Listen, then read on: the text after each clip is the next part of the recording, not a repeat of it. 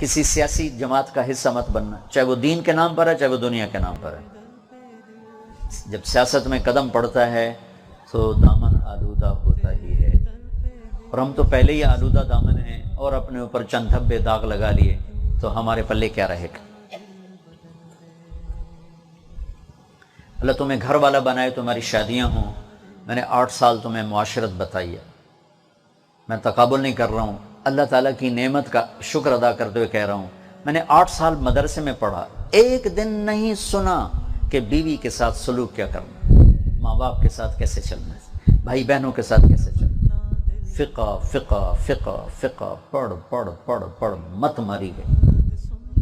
میں نے ایک دفعہ اپنے مولانا احسان صاحب سے کہا، استاد جی آپ سے بڑا گلہ ہے۔ کہنے کیا؟ میں نے کہا آپ نے ہمیں فقہ بھی پڑھائی، حدیث بھی پڑھائی، تفسیر بھی پڑھائی، تبلیغ بھی سکھائی، آپ نے ہمیں گھر کی زندگی نہیں سکھائی۔ ہم اپنی ماں باپ کو چھوٹی چھوٹی باتوں پہ دکھ دیتے رہے، اپنی بیوی کو چھوٹی چھوٹی باتوں پہ ذلیل کرتے رہے تربیت کے نام پر۔ تو مولانا کی آنکھوں میں آنسو آ گئے، فرمایا بہت دیر سے تم نے بتایا۔ میں نے کہا پہلے جرأت ہی نہیں ہوتی تھی، اب تھوڑا سا آپ نے ہمت دی ہے آپ اپنے سامنے بولنے کی تو بول لیتے ہیں، ورنہ ہم ادب میں کبھی بولے ہی نہیں آپ کے سامنے۔ تو میں نے اس خلا کو محسوس کیا اپنی زندگی میں۔ اب میری اولاد بیٹھے ہوئے، میں نے آپ کو بتانے کی بھرپور کوشش کی۔ آگے چل کے آپ صحیح چلو غلط چلو وہ تو آپ کا اور اللہ کا معاملہ ہے، لیکن کم از کم انشاءاللہ اللہ تعالیٰ مجھے بڑے بول سے بچائے، فخر تکبر سے بچائے۔ میں نے تمہارے سامنے گھر کی زندگی کو کھل کے پیش کیا ہے کہ ایک مسلمان اپنی بیوی کے ساتھ کیسے چلتا ہے، ماں کے ساتھ کیسے چلتا ہے، باپ کے ساتھ کیسے چلتا ہے، بھائی کے ساتھ کیسے چلتا ہے، اختلاف ہو جائے تو کیا کرتا ہے، اتفاق ہو تو کیا کرتا ہے۔ میں نے کوشش کی، میں کوئی بھرپور تو نہیں کہ پوری نہیں، اپنی بساط کے مطابق میں نے پوری کوشش کی میں آپ کے سامنے یہ زندگی لاؤں۔ آج میں آپ سے یہ توقع رکھتا ہوں کہ جب آپ اپنی دنیا میں جائیں، اللہ آپ کے گھر آباد کرے، تو اپنی بیویوں کے لیے راحت بنے، آپ کے ماں باپ زندہ ہوں تو ان کی آنکھوں کی ٹھنڈک بنے۔ پھر ایک بات دہرا دیتا ہوں کہ ہمارا چونکہ جوائنٹ فیملی سسٹم ہے تو ہمارا سسرالی معاشرہ بہت سخت ہے، ظالم بھی کہوں تو میں غلط نہیں کہہ سکتا۔ ساس کا جبر، سسر کا جبر، خود خامند کا اپنا جبر، پھر دیور اور بھابیاں اور دیورانیاں جٹھانیاں، ایک عجیب قسم کا ایک مرکب ہے۔ اگر ہمیں شریعت کا پتہ ہوتا تو یہ بہت اچھا معاشرہ تھا، کیونکہ انسان ایک دوسرے کی مدد سے ہی چلتا ہے۔ چونکہ شریعت کا نہیں پتہ تو بہت ظلم ہے، بہت زیادتی ہے۔ تو اپنی بیوی کی حفاظت کرنا اپنی ماں باپ کے ظلم سے، اور ماں باپ کی حفاظت کرنا بیوی کی بدتمیزی سے، بیوی کے عشق میں ماں باپ کو ناراض نہ کر بیٹھنا، اور ماں باپ کے عدم میں بیوی کو ذلیل نہ کر بیٹھنا۔ اس میں بہت افراط و تفریط ہو رہا ہے۔ کچھ کہتے ہیں میری ماں ہے، میرا باپ ہے، میں نے نہیں بولنا، تو ظلم برداشت کر، اور کچھ کہتے ہیں میری بیگم ہے، میں انہیں اس کو آئے گا، وہ ماں باپ کو رگڑا دے دیتے ہیں۔ وَكَانَ بَيْنَ ذَلِكَ قَوَامًا، بچوں زندگی گاڑی اس کے درمیان چلتی ہے۔ بیوی کی وجہ سے ماں باپ کو خوار نہ کرو، ماں باپ کی وجہ سے بیوی کو خوار نہ کرو، ذلیل نہ کرو، اسے عزت دینا آپ کے ذمہ ہے۔ ماں باپ کی خدمت آپ کی بیوی کے ذمہ نہیں، آپ کے ذمہ ہے۔ آپ کی بیوی آپ کے ماں باپ کی خدمت قبول کرے، آپ اس کا احسان مانو، اس کو ڈنڈے سے نہیں آپ چلا سکتے کہ میرے ماں باپ ہیں۔ وہ ایک بچی کا آیا پیغام کہ میرا خامن مجھے روز کہتا جا میری اماں نو سلام کر کے آ، خود جا کے اس کا حال بھی نہیں پوچھتا، اور میں نے کہا جا میری ماں نو سلام کر کے آ۔ میں یہ اس قسم کے نا بہت، چونکہ معاشرت کے احکام کے ہم تو نماز کے حکام نہیں پوری طرح جانتے، تو معاشرت تو بہت ہی پیچیدہ زندگی ہے۔ بازار میں جاؤ، اگر آپ میں سے کسی کو بازار پہنچا دے تو وہ مزاربت والوں کو سامنے رکھ کے چلنا کہ وہ ایک عبرت کی مثال بنے ہیں، اور بہت پگڑیاں اچھلی ہیں اور بہت لوگوں کے گھر برباد ہوئے ہیں۔ اگر آپ کو معیشت کی مجبوری بازار لے، میرے نزدیک بازار میں بیٹھنا مدرسے میں بیٹھنا برابر ہے اگر شریعت کو زندہ کیا ہوا ہے۔ اور آپ کی معاشی تنگی آپ کو بازار لے جاتی ہے، دکان پہ لے جاتی ہے، اسکول لے جاتی ہے، کالج لے جاتی ہے، تو آپ احساس کمتری کا شکار نہ ہوگا ہم نے تو مدرسے کی روٹیاں حرام کر دیں اور مدرسے کی زندگی ضائع کر دی۔ صرف علم کا مقصود کوئی پڑھانا نہیں، علم کا مقصود سیکھنا ہے۔ وہ سیکھنے کے بعد میں مدرسے میں بیٹھوں سب سے اعلیٰ چیز ہے، مسجد میں بیٹھوں بہت اعلیٰ چیز ہے، لیکن میں بازار میں اگر جاتا ہوں تو، اور وہ جو میں نے ہدایہ میں مسئلے پڑھے تھے میں بازار میں زندہ کرتا ہوں، میں سچ بولتا ہوں، میں صحیح تولتا ہوں، میں وعدے سے نہیں پھرتا، میں جھوٹ نہیں بولتا، اور میں ناجائز منافع نہیں لیتا، تو مسجد کا ماحول اور یہ اس دکان کا ماحول اب ایک جیسا ہے۔ درسگاہ اور دکان اب ایک ہو گئے کہ اگر اس کی دکان میں سچائی ہے، دیانتداری ہے، آنے والے کی خیر خواہی ہے۔ میں دکھ سے کہہ رہا ہوں، ہمارا تاجر جو ہے نا، گاہک کا فائدہ سوچ کے نہیں بیٹھتا کہ میں گاہک کو نفع پہنچاؤں، اپنا فائدہ سوچ کے بیٹھتا ہے کہ مجھے اس کو کیسے لوٹنا ہے۔ جریر بن عبداللہ رضی اللہ تعالیٰ عنہ نے اونٹ بیچا 300 درہم کا، پیسے وصول کر لیے، پھر کہنے لگے میرے بھائی یہ سواری کے لیے آپ لے رہے ہو یا ذبح کرنے کے لیے؟ انہوں نے کہا یہ میں سواری کے لیے لے رہا ہوں۔ کہا بھائی مجھے معاف کرنا، یہ سواری کے قابل نہیں ہے، اس کے پاؤں میں زخم ہے، یہ اپنے پیسے لو اور میرا اونٹ واپس کر دو۔ پیسے اس کو دے کے اونٹ گھر رکھ لیے، اپنے نوکر سے فرمایا بازار سے گھوڑا خرید کے لاؤ۔ وہ 300 درہم کا گھوڑا خرید کر لائے۔ جریر بن عبداللہ البجلی یمن کے شاہی خاندان کے فرد ہیں، آخری 2 مہینے میں ایمان لائے، چند دن صحبت کے ملے۔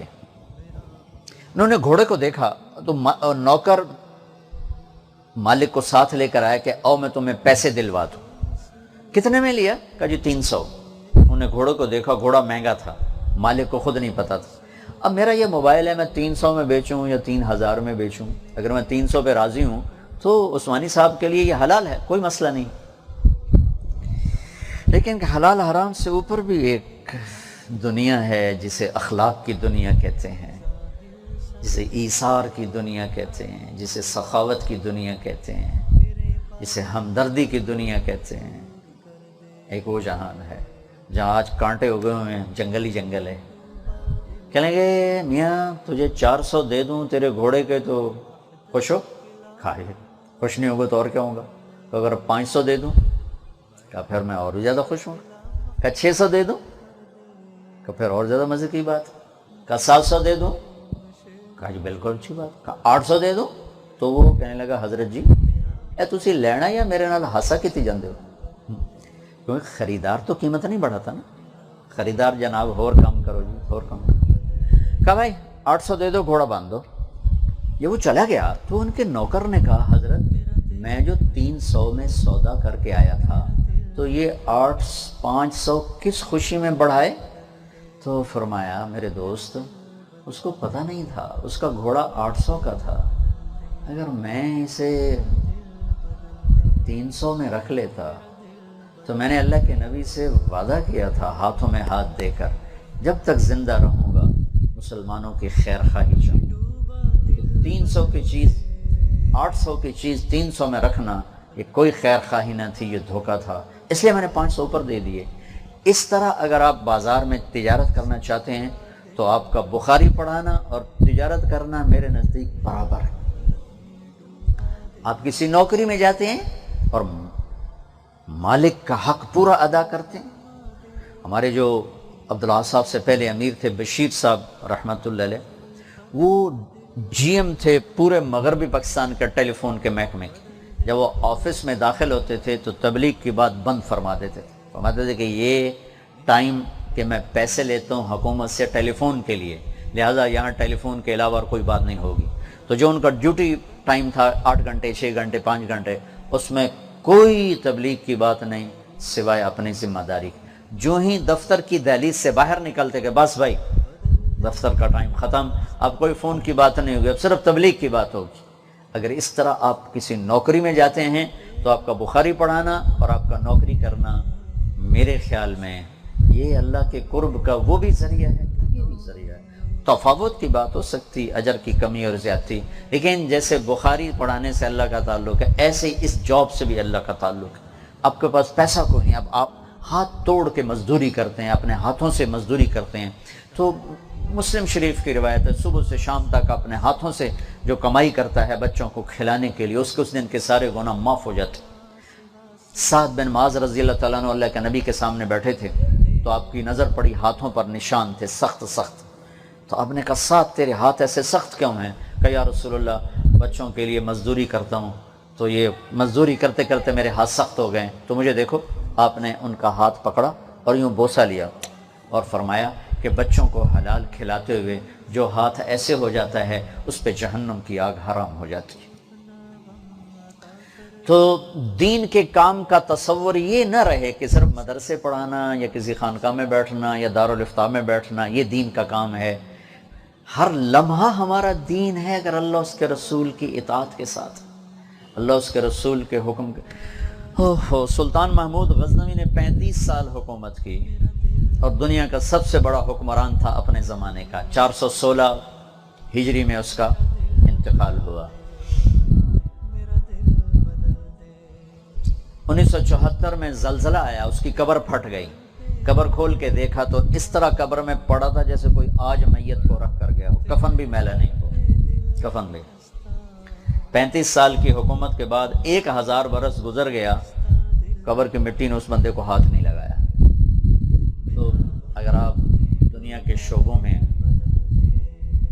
اللہ کے حکموں کو سامنے رکھ کر چلتے ہیں، بخاری پڑھانا بھی جنت کا ذریعہ ہے، اور دکان بھی اور اسکول بھی اور کالج بھی اور ریڑھی لگانا۔ اور تلمبے میں میں نے بچے اکٹھے کیے جو پڑھ کے فارغ ہوئے، تو میں نے یہ تھوڑا سا مضمون بیان کیا تو ایک بچے کا فون آیا کہ جی میں بڑا احساس سے کمتری کا شکار تھا کہ میں نے دین پڑھ کے بھلا دیا، میں پھیری لگاتا ہوں، غریب بچہ ہوں، غریب ہوں، اپنا گھر بھی کوئی، میں پھیری لگاتا ہوں۔ تو آپ کی باتیں سن کر مجھے بھی حوصلہ ہو گیا کہ میں بھی دین کا کام کر رہا ہوں۔ ایک نوجوان کھڑا تھا، صحابہ نے کہا یا رسول اللہ اگر یہ اللہ کے راستے میں ہوتا تو کتنا اچھا ہوتا۔ تو آپ نے فرمایا تم نے اللہ کا راستہ اتنا مختصر کر دیا ہے، اگر یہ بچوں کو پال رہا ہے تو یہ اللہ کے راستے میں ہے، اگر یہ ماں کے لیے کما رہا ہے تو یہ اللہ کے راستے میں ہے، اگر یہ اپنے گھر والوں کی خبر گیری کر رہا ہے تو یہ اللہ کے راستے میں ہے۔ ایسے ایک سفر میں حضرت عمر نے ایک نوجوان دیکھا بڑا حسین، تو آپ نے کہا یا رسول اللہ یہ اللہ کے راستے میں ہوتا تو کتنا اچھا ہوتا۔ تو آپ نے کہا عمر تو نے اللہ کا راستہ اتنا چھوٹا کر دیا۔ آپ نے کہا او بچے ادھر آؤ، آ گیا۔ آپ نے فرمایا بھائی کیا کرتے ہو؟ کہا یا رسول اللہ میری بوڑھی ماں ہے اس کی خدمت کرتا ہوں۔ کہا تم اللہ کے راستے میں ہو۔ تو اللہ کا راستہ صرف مدرسہ نہیں، خانقاہ نہیں، تبلیغ نہیں، بازار جانا بھی اللہ کا راستہ ہے اگر سچائی ہو۔ زندگی کے جس شعبے میں جانا، سچ بولنا اور امانت۔ میں مولانا سید خان صاحب رحمۃ اللہ علیہ کے پاس بیٹھا تھا، مولانا عمر صاحب رحمۃ اللہ علیہ تشریف لائے، مولانا یوں کر کے بیٹھے تھے، مولانا عمر صاحب اس طرف آ کے بیٹھے، انہوں نے بھی سفید کرتا پاجامہ پہنا تھا، مولانا سعید خان صاحب نے سفید کرتا، سفید پاجامہ، سفید ویسٹ کوٹ، گرمیاں تھی، اور سفید پگڑی، اور مولانا یوں کر کے بیٹھے ہوئے، وہ ادھر آ کے بیٹھے۔ حضرت کچھ ارشاد فرمائیں، کچھ فرمائیں، تو فرمایا میرے نزدیک سارا دین دو صفتوں کا نام ہے، ایک صدق اور ایک امانت، ایک سچائی اور ایک امانت۔ تو آپ زندگی کے جس شعبے میں جانا، سچ بولنا، جھوٹ نہ بولنا، وہ مولوی والا چکر نہ چلانا، توریہ جس کو تم کہتے ہو نا، توریہ کر لو، توریہ، وہ چکر بھی نہ چلانا، سچ بولنا۔ یہ بھی جان بچانے کے لیے ٹھیک ہے، دھوکہ دینے کے لیے توریہ یہ نہ کر۔ اکبر کے زمانے میں ایک مفتی تھے، 5 انگلیاں برابر نہیں ہوتی، جب اللہ نے مال بہت دیا تھا، جب 11 مہینے پورے ہو جاتے اور 12واں شروع ہوتا تو سارا مال بیوی کو ہدیہ کر دیتے۔ جب بیگم کے 11 مہینے ملک کے پورے ہو کے 12واں مہینہ شروع ہوتا تو وہ میاں کو ہدیہ کر دیتی۔ تو مفتی صاحب نے اپنے فتوے کو کہاں استعمال کیا؟ پیسہ بچانے کی۔ اب زکوٰۃ نہ ان پہ فرض نہ ان پہ فرض، کیوں جی مفتی صاحب؟ ٹھیک ہے نا؟ ہے جی؟ اب انہوں نے چکر چلایا لیکن موت پہ کلمہ چھن گیا، کفر پہ موت آئی۔ ساری زندگی مفتی کا لیبل لیا اور موت کفر پہ آئی۔ تو اللہ کے ساتھ چکر بازی کر رہے تھے، جیسے بنو اسرائیل ہفتے کو مچھلی پکڑتے تھے اور اتوار کو کھاتے تھے۔ انہوں نے کہا ہم تو ہفتے کو نہیں کھا رہے، ہم تو اتوار کو کھا رہے ہیں۔ تو اللہ نے بندر بنا دیا۔ اب یہاں بندر والا قصہ تو ہے نہیں اللہ کے نبی کے تو فعل، تو اللہ تعالیٰ نے ایمان سلب فرما لی، کفر پہ موت آئی، مفتی دلی اور مرے کفر پر۔ تو توریہ نہ کرنا، اگلے وقت کچھ سمجھے تم کچھ مراد لے رہے ہو، سچ بول، سچائی کے ساتھ اللہ ہے۔ الصدق ینجی والکذب یہلک، سچ نجات دیتا ہے، جھوٹ ہلاک کرتا ہے۔